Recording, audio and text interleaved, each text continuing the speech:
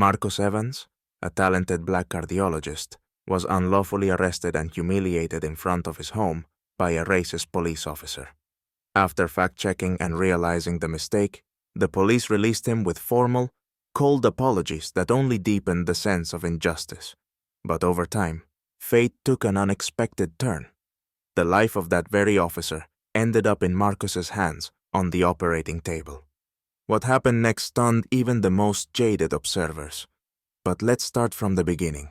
Dr. Marcus Evans, a renowned cardiologist with an impeccable reputation, returned home late at night after an exhausting shift at the hospital. The street was deserted, illuminated by the dim glow of streetlights. As he drove up to his house, he noticed a police car slowly passing by. The attention of Patrol Officer Thomas Harper was immediately drawn to the sight of a black man stepping out of an expensive car in a prestigious neighborhood. Marcus, casting a brief glance at the passing vehicle, took out his keys and walked toward his door. Suddenly, a sharp and demanding voice came from behind. "Hey, stop! Show me your ID!" Marcus froze, took a deep breath, and slowly turned around, trying to stay calm. "Good evening, officer. I live here. I can explain." "ID! Now!" Harper interrupted, hand on his holster as he stepped closer, suspicion in his eyes. Marcus reached for his pocket to get his ID, but his cautious movements only escalated the situation. Harper interpreted this as resistance and commanded without warning. "Get on the ground, face down." A scene began to unfold in front of the house, with neighboring windows lighting up and concerned faces appearing behind curtains. Harper roughly pinned Marcus to the cold asphalt, twisting his arms. Marcus felt the chill of the concrete and the hopelessness of the situation. A woman's voice came from the side. "That's Dr. Evans. What are you doing?" But her words were drowned out by the sound of the siren from a second patrol car arriving at the scene. Events unfolded rapidly. Harper, ignoring the outcry from the onlookers, snapped the handcuffs shut and forcefully pulled Marcus to his feet. Suppressing his anger and pain, Marcus looked into the eyes of his neighbors, knowing that this moment would stay with them forever. The police cars flashed their lights as they drove him away, while the crowd on the porch remained in disbelief at what had just happened. The news of Marcus Evans' arrest spread instantly thanks to a video recorded by one of the neighbors. The footage clearly showed the police officer forcefully arresting a black man outside his own home. The video quickly went viral on social media, sparking a wave of outrage and discussion. Thousands of comments condemned the officer's actions and highlighted that such incidents happen far too often. Marcus, now at the police station, sat in a cold interrogation room. He knew that this was more than a personal insult. It was yet another example of systemic racism. Meanwhile, Marcus's wife, Alice, upon learning what had happened, began calling lawyers and journalists to draw attention to the incident. Several hours later, the station chief entered the room, looking at Marcus with a stern expression. "Dr. Evans," he said reluctantly, "there was a mistake. We've reviewed all the facts, and your arrest was unjustified. You're free to go." With these words, he extended a hand, but Marcus simply nodded dryly, avoiding contact. Understanding that the apology was only a formality, he stood up and walked out, accompanied by Alice. Outside, they were already met by cameras and reporters. "Dr. Evans, do you have any comments on your arrest? Do you believe this was an act of racial discrimination?" Marcus paused for a moment, his voice trembling with restrained emotion. "I save people's lives every day, regardless of their skin color or beliefs. Yesterday, I was reminded that my skin color still makes me suspicious."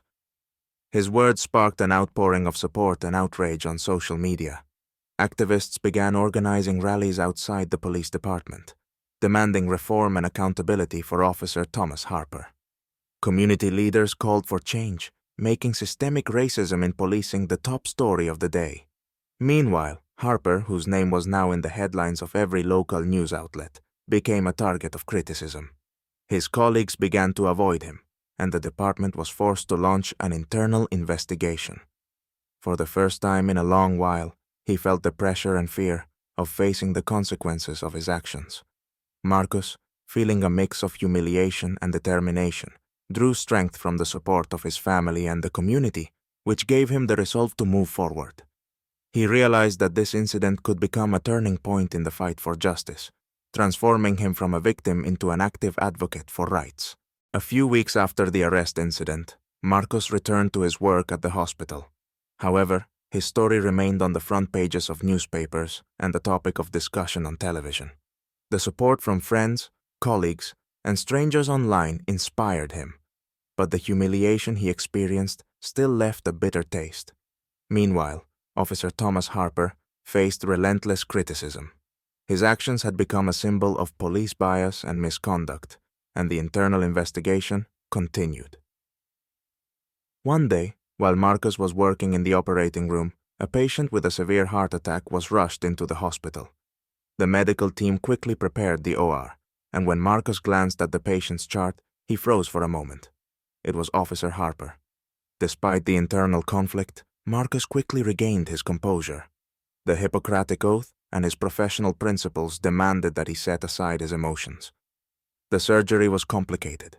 Marcus and his team fought for Harper's life, putting forth every effort to stabilize him. The heart did not respond immediately, and every step of the procedure required utmost concentration. Colleagues in the room noticed the surgeon's tense silence, but understood that he was performing at the peak of his ability. "We need to stabilize him," Marcus commanded, switching instruments and continuing with calm and precision. After several hours of intense work, they succeeded. Harper's heart resumed a steady rhythm. The team sighed with relief as Marcus removed his gloves and mask, feeling a surge of conflicting emotions. Saving the life of the man who had humiliated him tested the strength of his moral principles. When Harper was transferred to the recovery room, word of who had saved him quickly spread throughout the hospital. Reporters soon gathered at the entrance, waiting for comments. However, Marcus declined interviews, slipping out a side exit to spend the evening with his family. He knew that the story was only beginning to unfold, but now it carried an unexpected twist, a demonstration of moral and professional superiority over a system that had once tried to degrade him. The day after the surgery, Thomas Harper slowly opened his eyes in a hospital room. The pain in his chest reminded him of the recent crisis, but soon another realization took precedence. The man who had saved him was the one he had wrongfully arrested. Memories of that night, when he let his biases override the law and basic human decency, swirled in Harper's mind. A few hours later, the door to his room opened and Marcus walked in. An awkward silence hung between them. Harper, lying in bed, looked at Marcus with a mix of shame and gratitude. Taking a deep breath, he spoke haltingly. "Dr. Evans, I don't know where to begin. Thank you for what you did. I didn't deserve it." Marcus looked at him intently, studying his expression. He saw genuine remorse in the officer's eyes. The silence felt deafening until Marcus finally responded. "Everyone deserves a second chance, Harper. Even you." Harper felt his heart clench at the unexpected weight of those words. This was not just an act of forgiveness, but a profound lesson in humility. In the days that followed, as Harper recovered, news of the life-saving surgery spread throughout the city. On social media, the story quickly became a symbol of change, showing that even those who had erred could begin a path toward redemption. Community leaders and activists used the event to amplify calls for police reform and emphasize the importance of mandatory tolerance and cultural awareness training. Once Harper was discharged from the hospital, he appeared at a press conference organized by the police department. Standing before cameras and microphones, he struggled to contain his emotions as he admitted his wrongdoing. "My actions toward Dr. Evans were wrong and unacceptable.